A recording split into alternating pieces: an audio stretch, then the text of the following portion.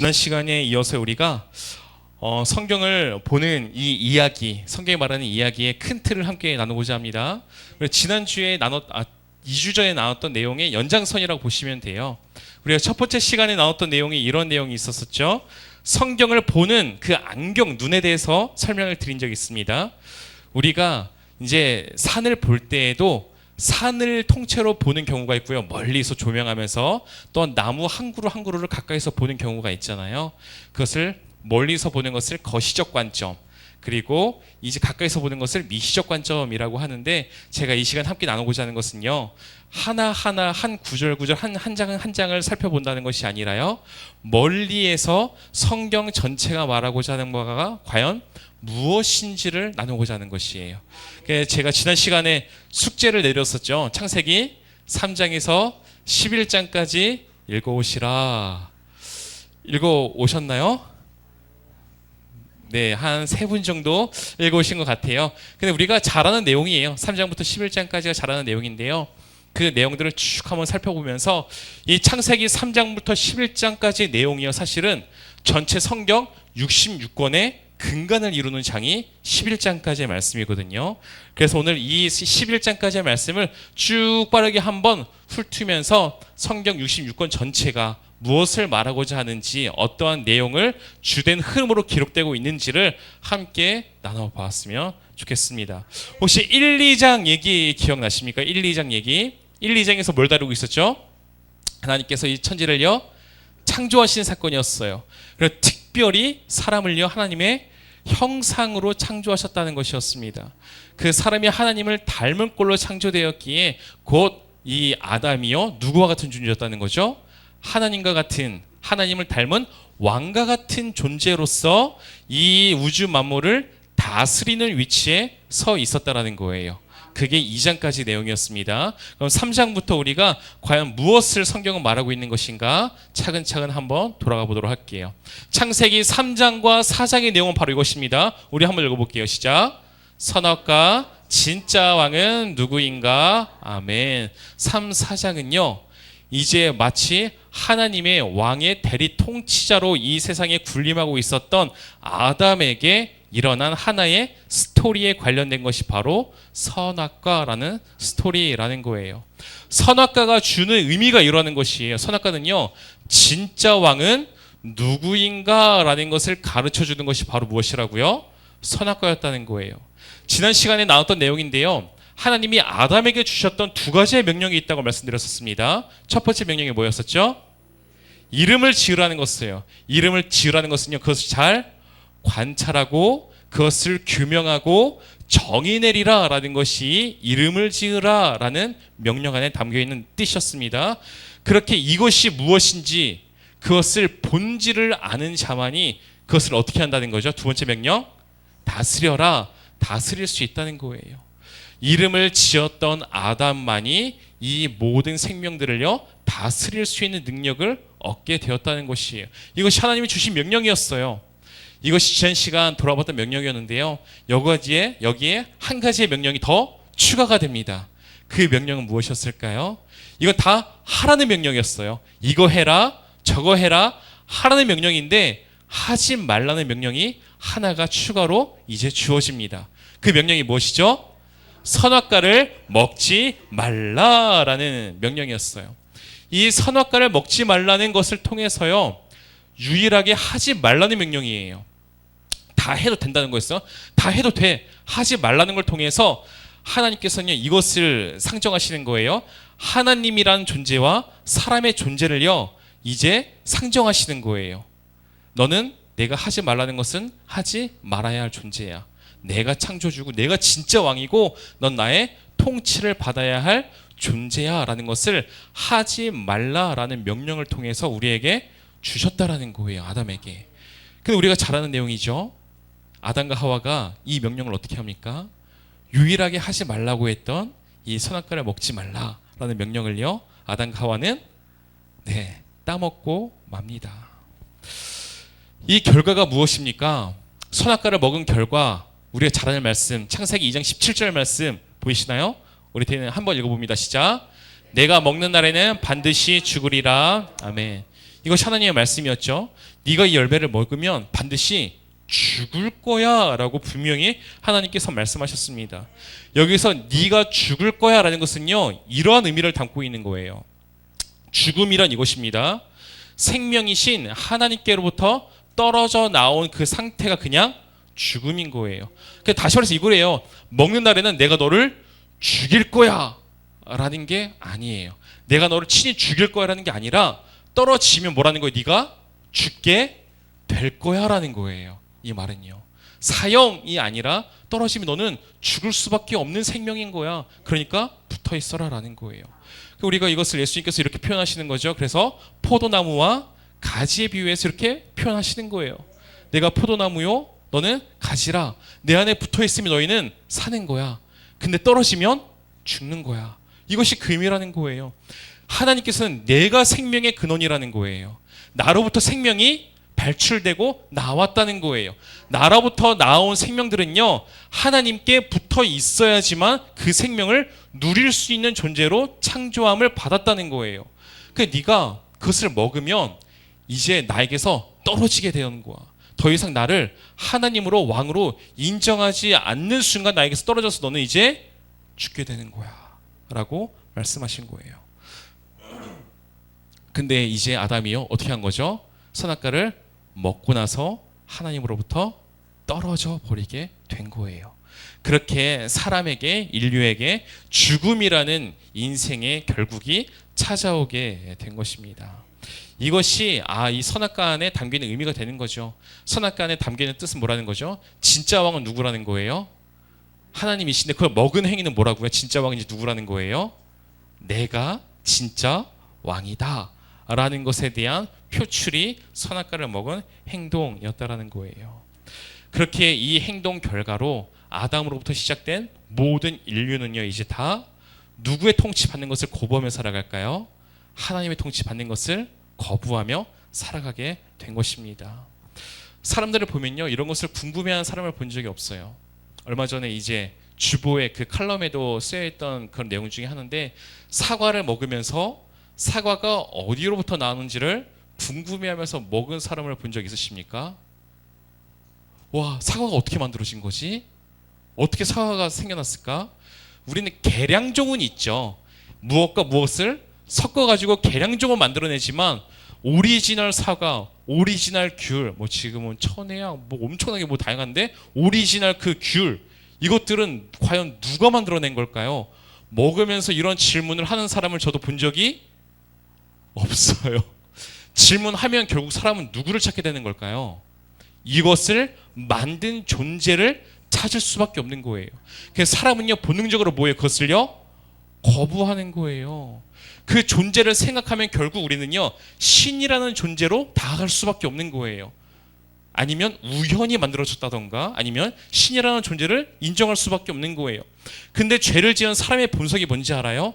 내 위에 신이라는 어떠한 통치자를요, 있는 것을 인정하기 싫어하는 것이 우리의 죄된 본성이라는 거예요. 누군가 내 위에서 군림하는 것을 우리는요, 받아들이기 너무나 힘들어합니다. 불편합니다. 내 인생은 내 것이어야만 해요. 그래야지만 편안합니다. 이것을 바로 우리는요, 주체적인 인생이라고 말하잖아요. 우리는요, 다 주체적인 인생을 살아가고 싶어 해요. 그렇지 않나요? 이것이 다 어떤 거라고요? 죄의 결과라는 거예요. 그래서 사람들은 주체적인 이 삶을 통하여서 추구하는 것이 한 가지가 있습니다. 행복이라는 거예요. 하나님을 부정한 인류는요, 결국 무엇을 상실하는지 아십니까? 행복을 상실했습니다. 그래서 많은 사람들에게 질문을 합니다. 저도 본 적이 있는데, 이제 인생의 목적이 무엇입니까? 무엇을 위해서 일하세요? 라고 이제 질문을 합니다. 그러면은 열이면 열 무엇이라 대답하는지 아십니까? 행복하려고요 말해요. 왜 좋은 대학교 가려고 하세요? 좋은 직장에 취업하려고요. 왜 좋은 직장에 취업하시려고요? 뭐 남들보다 더 이렇게 높은 지위에서 돈을 더 많이 벌려고요. 왜 돈을 벌고자 하세요? 행복하려고요. 결국 무엇을 하든지 목적은요, 행복에 맞춰져 있어요. 근데 왜 사람들이 다 행복을 찾아 헤매는지 아십니까? 행복을 잃어버렸기 때문이에요. 이것이 중요한 거예요. 이제 이한이의 숙제를 오늘 아침에 해준 게 있어요. 이제 열심히 집에서 이제 빨래도 개고 막 이제 청소도 하면 이렇게 100원씩 주거든요. 유치원에서 시켜가지고 1,000원을 모으면요, 그 1,000원을 가지고 아프리카에 이제 물을 마시기 힘든 이제 친구들에게 보낸다라고 하더라고요. 근데 중요한 게 이거예요. 지금 우리는 우리의 인생의 목적을요, 목표를요, 깨끗한 물을 원 없이 한번 마셔보면 좋겠다라고 내 인생의 목표로 설정하는 경우 있으십니까? 없어요. 왜요? 우리는 얼마든지 물을 마시고 깨끗한 물을 누릴 수 있으니까 그것이 인생의 목표가 될 수가 없는 거예요. 근데 물이 부족하고 맨날 흙탕물, 바이러스들이 드글드글한 그 물을 마실 수밖에 없는 사람들은요, 그 물을, 깨끗한 물을 마시는 게 인생의 소원이 되는 거 아십니까? 마찬가지라는 거예요. 우리 인간들이요, 사람들이 왜 행복을 인생의 목표로 소망으로 두는지 아십니까? 행복을 잃었기 때문이라는 거예요. 근데 처음 하나님이 이 아담과 하와를 만드셨을 때에는 그들의 인생의 목적이 행복이었을까요? 아니었다는 거예요. 하나님께 붙어 있으면 그냥 그 자체가요, 복이고 행복이 되는 거예요. 행복을 누리는 인생인데 나는 꼭 행복해지고 싶어, 이러한 생각조차 하지 않는 것이 하나님이 사람을 만드셨을 때의 모습이라는 거예요. 근데 하나님에게서 떨어지니까 곧 인간에게 죽음이라는 것이 찾아오고, 당연하죠. 생명이신 하나님께서 떠났으니까 죽음이라는 것 찾아오고, 죽음이라는 그 인생 가운데에 우리는요, 행복을 상실한 채 행복을 갈망하는 인생이 되었다는 거예요. 이것이 모든 인생들이요, 행복을 찾고 있는 이유가 되는 것입니다. 근데 이렇게 모든 인생들이요, 행복을 찾아서 갈구하면서 그렇게 죽음의 노예 가운데 불행하게 살아가고 있는 거예요. 그 중요한 건 이거예요. 사람만 힘들었을까요? 하나님의 관계 속에서, 하나님과 사람의 이 관계 속에서 사람은 힘들어지게 된 거예요. 본인들이 잘못해가지고. 근데요, 사람만 힘든 게 아니라 중요한 건 이거예요. 누구도 힘드셨는지 알아요? 하나님도 힘드신 거예요. 사람만 괴로운 게 아니라요, 괴로워하는 사람을 보면서요, 하나님은 사랑이시기에, 그 사람을 너무나 사랑하시기에 하나님도 괴로우신 거예요. 그렇게 하나님께서는 그 괴로운 마음을 가지고서 이제 은혜의 역사를 해 나가기 시작하십니다. 그러면서 우리를 구원하고자 하는 놀라운 은혜의 역사를 세워나가기 시작하는데요, 그 구원이 뭔지 아십니까? 우리를 구원하고자 하는 거, 이 비참한 인생이잖아요. 다들 행복을 찾아 헤매이는, 그러다가 죽음으로밖에 살아갈 수밖에 없는 이 비참한 인생을 구원하고자 하시는데, 우리는 구원하면요, 꼭 천국 가는 걸 생각해요. 그 구원은요, 천국 가는 건요, 부수적인 거예요. 구원은 이거예요. 정리합시다. 다시 한번. 하나님께 뭐예요? 다시금 붙게 되는 게 구원인 거예요. 하나님에게 떨어졌던 자가 다시 하나님께 찰싹 붙어버리는 거. 그래서 다시 한번 생명의 하나님의 그 무한함을 공급받으면서 행복의 이유를 발견하고 살아가는 그 인생이 뭐라는 거예요? 그것이 구원이라는 거예요. 하나님께서는요, 이 구원의 역사를 이루어 나가고자 이제 작정을 하시더라는 거예요. 그 말씀을 잘 다루고 있는 것이 제가 PPT로는 지금 가져오지 못했는데 창세기 3장 15절 말씀이에요. 창세기 3장 15절 말씀, 원시복음이라고 하죠. 제가 읽어드릴게요. 이건요, 잘하는 말씀이니까. 내가 너로 여자와 원수가 되게 하고 내 후손도 여자와 후손과 원수가 되게 하리니, 중요한 건 이겁니다. 여자의 후손은 내 머리를 상하게 할 것이요 너는 그의 발꿈치를 상하게 할 것이니라 하시고, 아멘. 이게 뭐죠? 여자의 후손이 누구를 가리키는지 아시죠? 바로 예수 그리스도를 가리키는 거예요. 예수 그리스도를 통하여서 내가 너희를 구원할 약속을요, 이미 창세기에서 하고 계신 거예요. 왜요? 하나님이 우리를 너무나 사랑하시니까 구원 계획을 세우시더라는 거예요. 이건 여기서 이제 끝내도록 하고요. 중요한 건 이겁니다. 다시 한번 적고 나갈 때에, 사람들은요, 내가 왕이 되고자 스스로 하나님으로부터 떨어져 나왔습니다. 이거예요. 그 인생 가운데 주어진 것이 죽음이었다라는 거예요. 죽음을 이제 경험하게 된 인간들이요, 어떻게 살아가는지, 그 살아가는 삶의 이야기가요, 바로 4장 8절에서 24절까지의 말씀인데요. 우리 한번 2번 읽어볼게요. 시작. 힘 있는 자가 왕이 되는 세상입니다. 힘 있는 자가 왕이 되는 세상. 이제 사람들이요, 행복을 갈망하게 되었다고 했잖아요. 행복해야 돼. 행복을 쟁취해야 돼. 이 죽음이라는 인생의 유한함 속에서 행복을 갈망하는 사람들이요, 이제 소유하게 되고자 한 것이 바로 힘이라는 거예요. 남들보다 더 강한 힘, 그것을 갖고자 합니다. 여기서 힘이라는 것은요, 이제 물질이 될 수도 있고요, 권력이 될 수도 있고, 명예가 될 수도 있습니다. 아무튼 시간에 다른 사람들 위에서 다른 사람들을 통치하고 통제할 수 있는 그 수단이 되어지는 힘을 갖고자 하는 것이 이제 행복을 찾고자 하는 사람들의 행태, 모습이 되기 시작하더라는 거예요. 성경 4장에서는 그 대표적인 인물을 누구로 뽑고 있는지 아십니까? 힘이 있는 자, 내가 왕이 되고자 한다 라는 때 그 왕의 모델로요, 처음으로 등장하는 인물이 바로 가인이 된다는 거예요. 가인이요, 가인. 이 가인의 등장으로요, 우리의 이 역사는요, 왕의 역사가 되기 시작하는 거예요. 힘이 있는 자들의 역사가 써내려가기 시작하게 되어지는 것입니다. 누가 더 낫냐, 누가 더 큰 힘을 갖고 있냐, 이것이 중요하게 된 시대를 우리는 살아가게 되었다는 것이에요. 이 가인이 이제 라멕에로까지 이제 이어지는 이 왕의 역사가 쭉 앞으로 계속 제가 말씀드릴 거예요. 힘이 있는 자들, 이 왕의 역사가 쭉 이제 흘러가게 되어져 있는데요. 이것은 주된 내용과는 상관이 없지만 한 가지 팁으로 말씀드릴 부분이 이거예요. 여기에서 이 왕들이, 힘 있는 자들이 세워나가는 역사의 특징이 있어요. 그 특징이 뭔지 아십니까? 바로 두려움이라는 특징을 갖고 있다는 거예요. 두려움. 창세기 4장 14절 말씀, 가인에 관련된 일인데요. 제가 읽어드릴게요. 내가 주의 낯을 배웁지 못하리니 내가 땅에서 피하며 유리한 자가 될지라 무릇 나를 만나는 자마다 나를 죽이겠나이다. 뭐예요? 내가 더 큰 힘으로 아벨을 쳐 죽였습니다. 근데 이제 두려워하는 거예요. 누가 나를 죽이지 않을까? 더 이상 원래는 두려움이 없던 시대였어요. 이 시대만 해도요. 누가 나를 죽이지 않을까? 가인이 왜 두려워하는 거예요? 누가 나를 죽이지 않을까 왜 두려워하는 거예요? 내가 죽여봤으니까 두려워하기 시작하는 거예요. 죽여봤으니까, 내 힘을 가지고 약한 자를 죽여봤으니까 나보다 더 큰 힘을 갖고 있는 자가 나를 죽이지는 않을까? 두려움이 그 가운데 생겨나기 시작하더라는 것입니다. 이것은 라멕에 관련된 이야기입니다. 가인이 왕의 모델이었다면 가인 그 뒤에 나오는 모델이요, 라멕이라는 인물이에요. 이것을 제가 또한 읽어드릴게요. 어느 날 라멕이 자기 아내들에게 말했다. 쉬운 성경이에요. 이건 개역개정보다는 쉬운 성경으로 봐야 더 잘 이해가 되기 때문에 쉬운 성경을 갖고 왔는데요. 나에게 상처를 입힌 한 남자를 내가 죽였다. 가인을 해친 자는 7배로 안갚음을 당하였지만 나 라멕을 해친 자는 77배의 안갚음을 당할 것이다. 누가 안갚음한다는 거예요? 내가 안갚음할 힘을 키운다는 거예요. 너 나한테 잘못했지? 내가 7배로 때릴 거야. 이게 누구였다고요? 이게 가인이었다고요.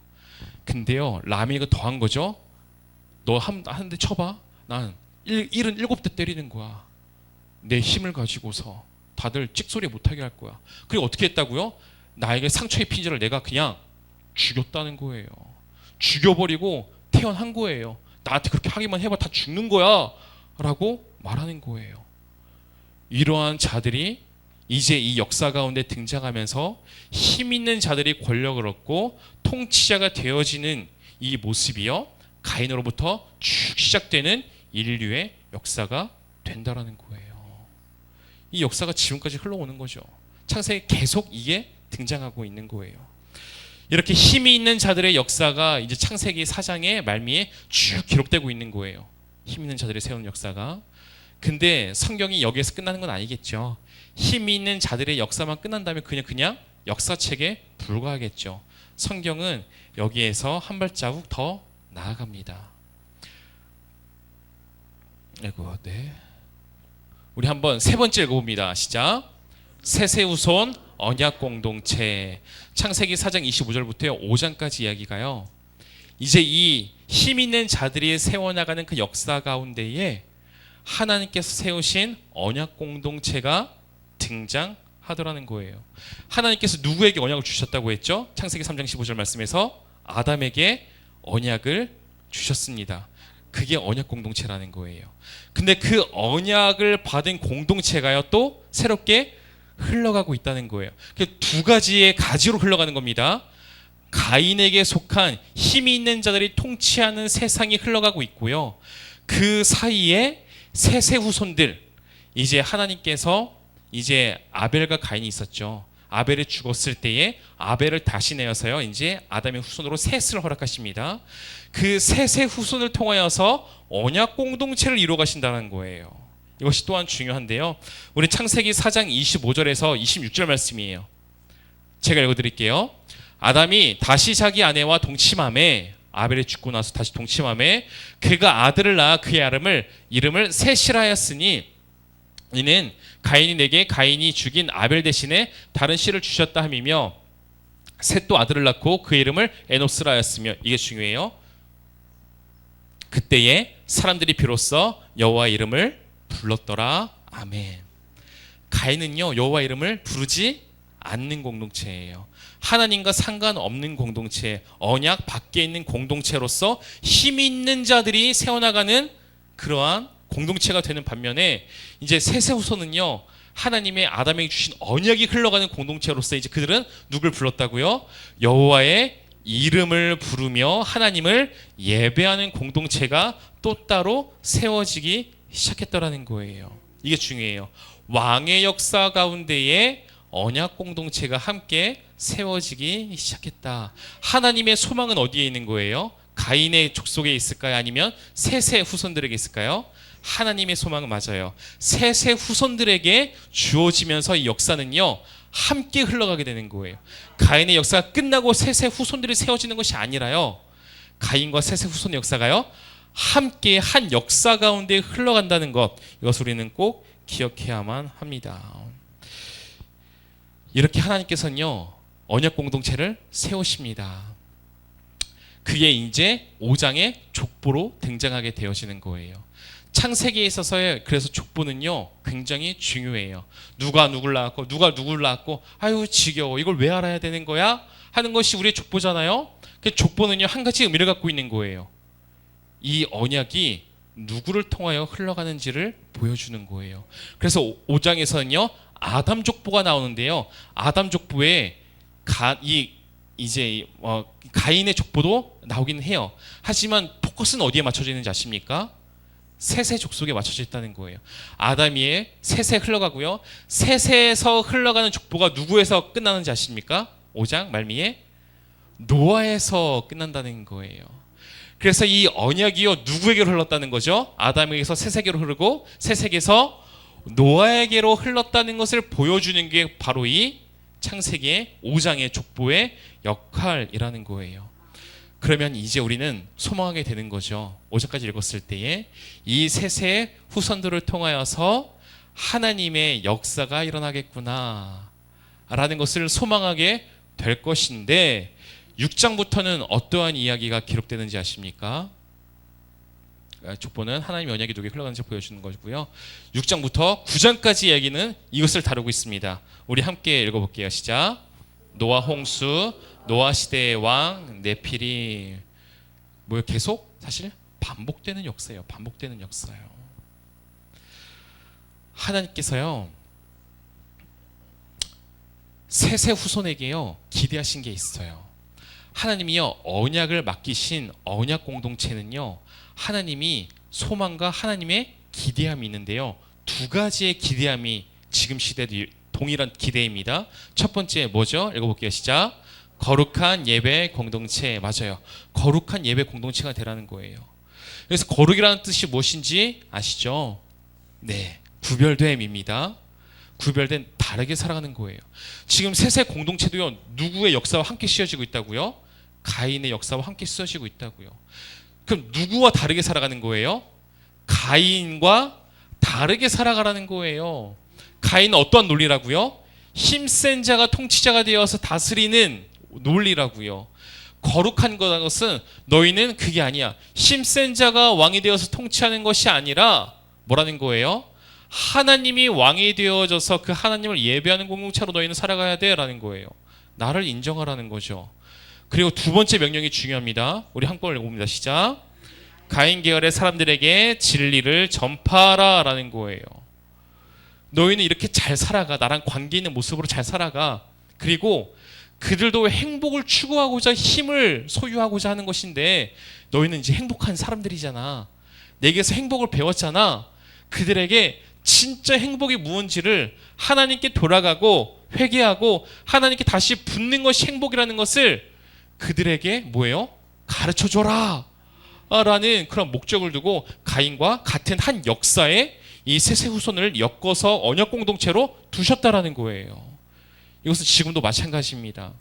이것에 대해서는 이것을 우리는 사명이라고 말하는 것인데 다음 시간에 이 두 가지를 관련하여서 더 자세하게 이제 나누도록 할게요. 이 두 가지는요.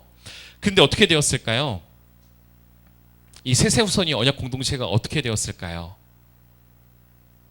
이제 피는 못 속인다고 아담과 똑같습니다. 아담과 똑같은 행동을 하게 되어져요.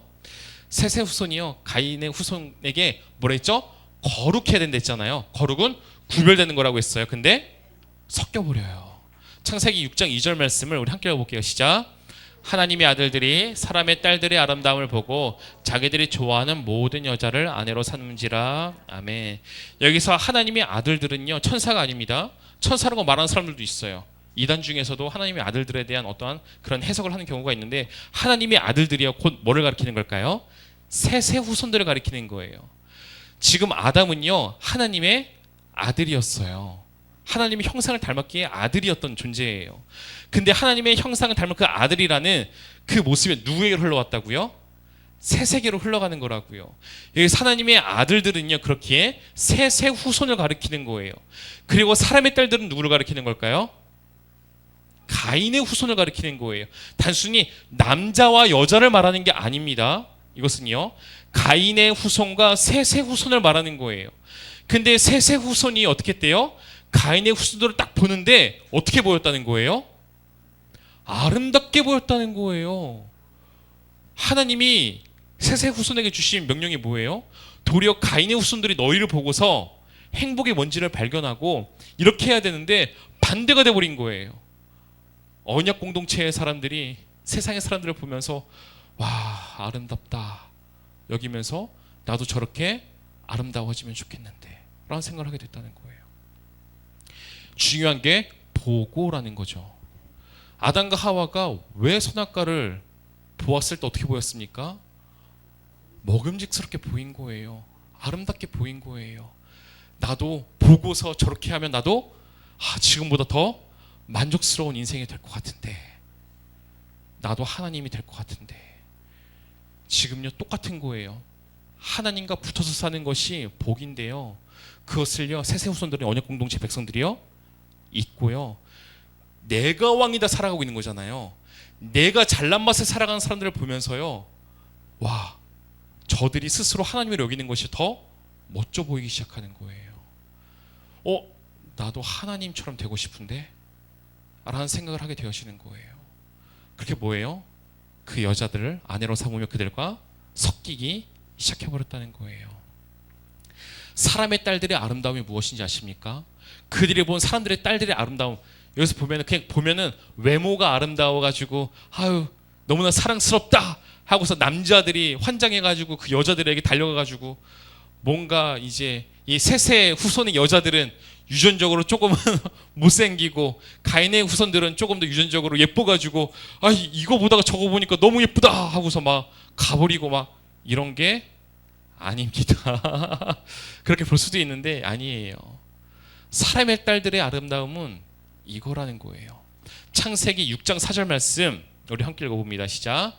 당시의 땅에는 네피림이 있었고 그 후에도 하나님의 아들들이 사람의 딸들에게로 들어가 자식을 낳았으니 그들은 용사라 고대의 명성이 있는 사람들이었더라. 아멘. 그때 네피림이라는 존재가 있었어요. 용사, 거인이라는 뜻이거든요. 네피림도 힘 있는 자예요. 그러니까 가인의 이 논리는요, 어떻게 쓰여지냐? 가인에게서 람에게로, 람에게서 이제 네피림이라는 존재가 서기 시작하는 거예요. 네피림 거의 왕과 같은 존재인 거예요. 네피림이 있었는데 그것이 아름답게 보였다는 거예요. 그래서 이렇게 생각하는 거죠. 아휴, 나는 괜찮은데 내 자녀들만큼은 저들이 갖고 있는 힘이라는 것을 가졌으면 좋겠어. 내 자녀들은 용사가 아닌 것 같아. 그렇지만 내 자녀들만큼은 저들과 같이 용사가 되어서 많은 부를 누리고 떵떵거리며 사람들에게 잘난 척하며 살아가고, 나름대로에게 굽신거리는 것이 아니라, 이렇게 뭐 가난해도 그냥 그렇게 살아가는 것이 아니라 부자로서 권력을 갖고 다른 사람들을 위해서 다른 사람들을 통치하며 살아가는 인생이 되었으면 좋겠어 라고 생각하는 거예요. 가인이 그렇게 살았거든요. 가인의 문명을 보겠으면요, 다 나누지 않았지만 문명이요 발달했어요. 막 악기들도 막 만들어내고요, 그리고 농경으로서 엄청나게 풍요로운 농작물들을 막 수확하게 되기도 하고요, 무기들을 만들기도 하고요, 뭔가 이 셋의 족속과는 다르게 강함들을 막 만들어내기 시작하는 거예요. 왜?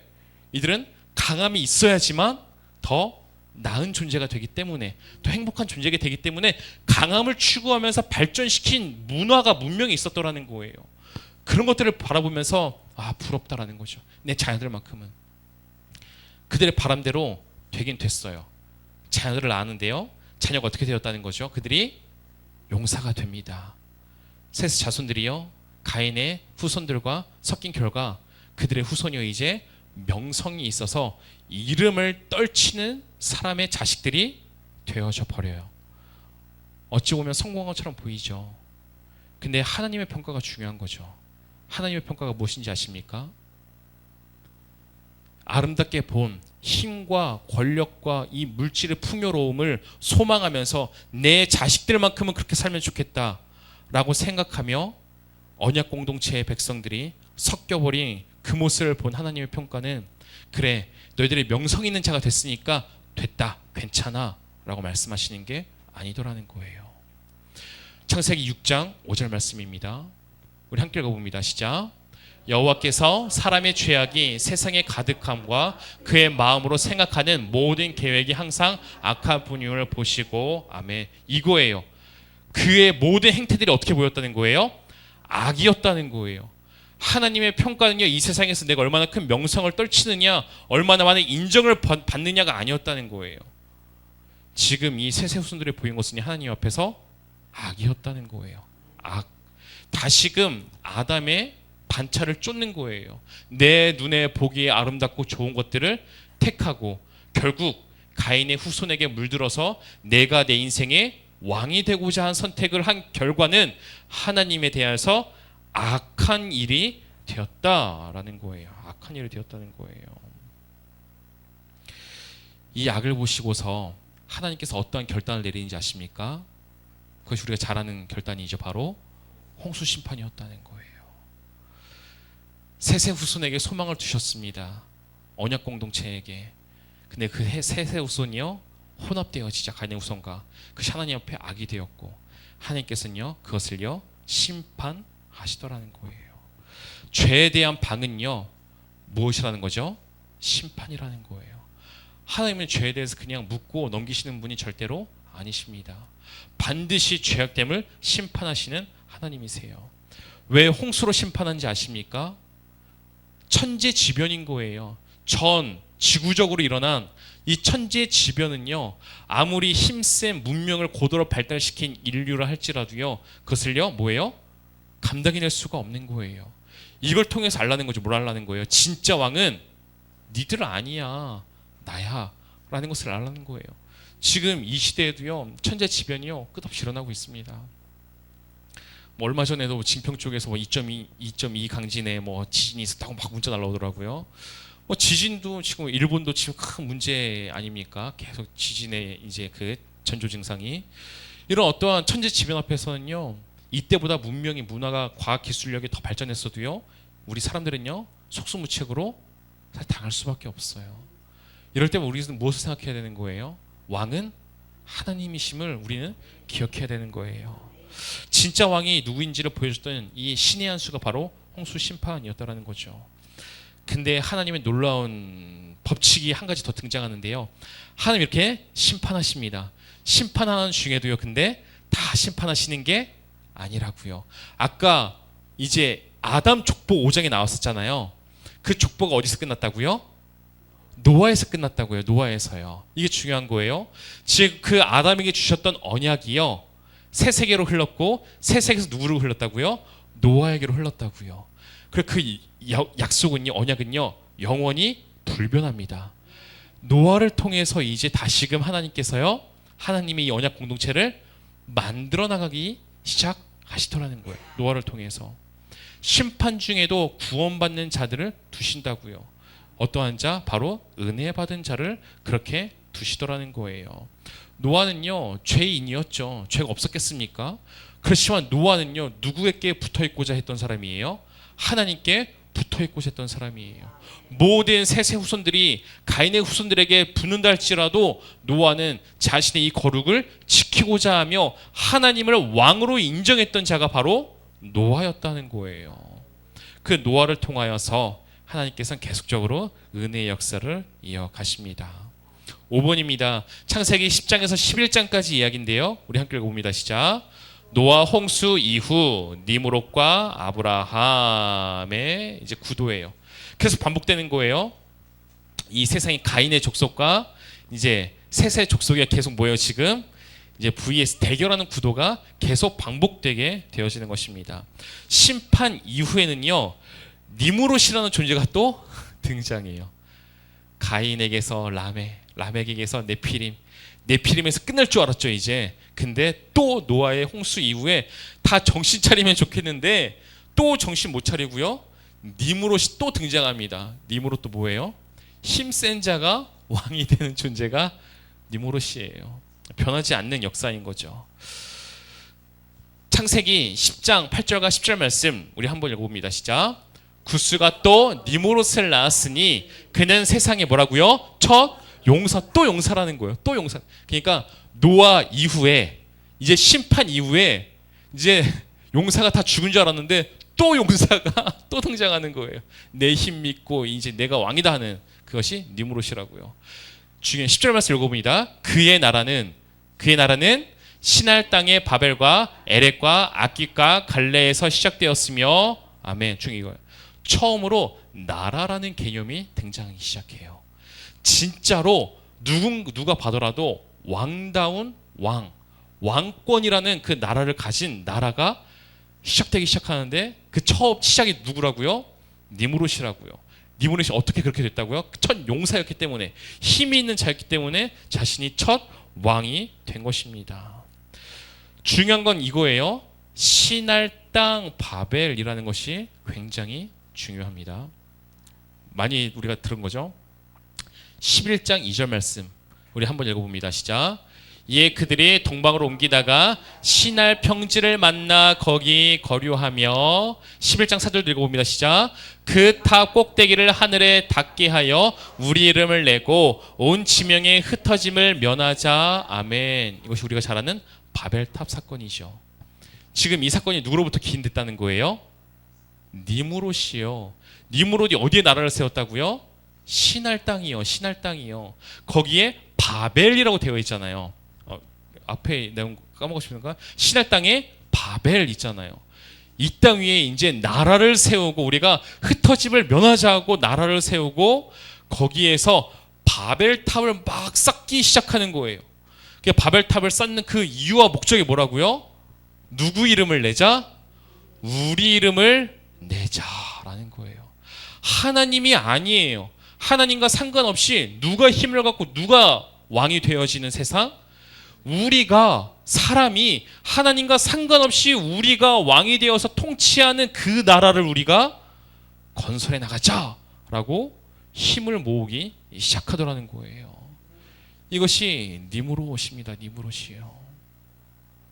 이 역사가요 지금까지 계속 이어지고 있다라는 것이에요. 근데 이 역사 가운데 또 이제 하나님의 언약 공동체가요 다시 딱 꼽사리를 끼는 것처럼 다시 쑥 하고 들어오게 돼요. 근데 어떤 형식으로 들어오는지 아십니까? 또 족보라는 형식을 갖고 또 쑥 하고 들어오는 거예요. 니므롯 있잖아. 근데 아무리 큰 나라를 건설하고 바벨탑을 쌓을 만한 위대한 어떤 문명을 이룬 나라를 할지라도 그럼에도 불구하고 있잖아, 하나님의 이 언약은 끝나지 않고 계속 살아서 역사하면서 이제 세워져 나간다라는 것을 보여주는 게 족보라고요. 그래서 창세기 10장에서는요 노아 족보가 나옵니다. 노아 족보의 세 아들이죠. 셈, 함, 야벳 족보가 나와요. 그리고 창세기 11장에서는요 이제 셈 족보가 구체적으로 등장하기 시작해요. 그리고 셈 족보의 마지막이 누군지 아세요? 이번에는 아브람이에요. 아브람. 그 족보는요 그 끝이 중요해요. 이 하나님의 언약이 누구에게로 흐르는지를 보여주는 게 족보라고 했잖아요. 그래서 반복합니다. 아담에게 주셨던 이 언약이요 새 세계로 흘렀고, 이제 5장에서요 아담 족보가 어디서 끝났다고요? 노아요. 노아에게로 흘렀고, 이 노아의 족보 중에서도 셈의 족보죠.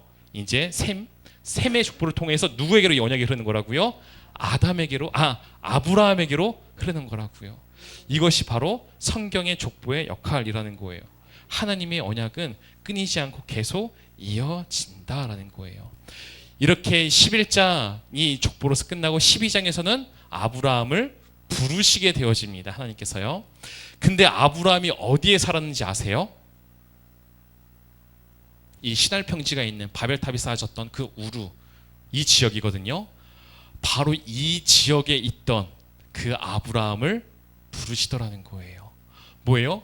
이 계속 가인의 이 역사, 힘 있는 자가 왕이 되는 그 역사 속에서 하나님께서는요 언약 백성을 뭐예요? 부르시고 세워 나가시더라는 거예요. 창세기 12장부터 시작되는 내용은 그래서 이러한 내용이 되어지는 거예요. 세계사는요 니므롯 같은 자들이 세워나가는 바벨의 역사라는 것을요 성경 66권은요 끝까지 요한계시록까지 이것을 말하고 있는 거예요. 이 바벨의 역사는요 끝나지 않았어요. 계속 반복됩니다. 이 역사가 어디로까지 이어집니까? 구약 성경에서는 계속 이어지면서 이제 이스라엘 백성이 가나안 땅에 정착했을 때 한번 생각해 보세요. 아수르라는 제국이 서게 되어집니다. 그래 아수르가 멸망하고 또 한 나라가 세워져요. 그 나라가 바벨론인데요. 신흥 바벨론이에요. 이때 이 바벨론과 이제 구바벨론이라면 그때 세워지는 것이 신바벨로니아예요. 바벨론이 세워지고 바벨론이 멸망하고. 근데 우리가 열왕기상하, 역대상하가 그리고 막 다니엘서를 보면 알 수 있는 게 있어요. 그 모든 아수르나 신바벨론이나 그 이후에 들어서는 헬라 문명이나 알렉산더 대왕, 그 이후에 로마 제국까지 이어지는 거거든요. 그 모든 제국의 심판이 다 누구로 기인하는지 아십니까?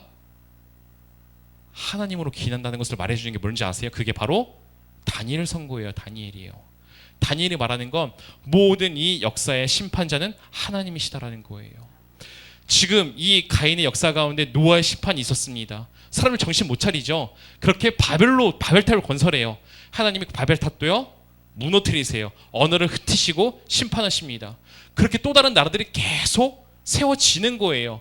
근데도 하나님이 심판하시면 무너졌다가 또 서고 또 무너지고 또 서고 또 무너지고, 이것이 반복되는 게 성경 66권의 역사라는 거예요. 근데 무너질 때마다 거기에 계속 꼽사리식으로 껴있는 게 또 무슨 역사라고요? 이 언약 공동체의 역사라고요. 창세기 12장부터 이제 하나님께서 본격적으로 자신의 백성을 만들어 나가기 시작하시는 거예요. 아브라함을 부르셔가지고 이제 언약을 주시고, 이제 출애굽기에서 민족을 만드시고, 이제 민수기 이제 여호수아에 이르기까지 쭉 이제 나가면서 거기에서 뭐죠? 하나님의 백성이 살아갈 땅, 가나안 땅, 이스라엘 그 땅을 만들어 가시고 하나님의 나라를 세워 나가시는 그 스토리, 그것이 바로 이 성경의 이야기라는 거예요. 못할 때마다 심판하시지만 그 약속은 끊기나요?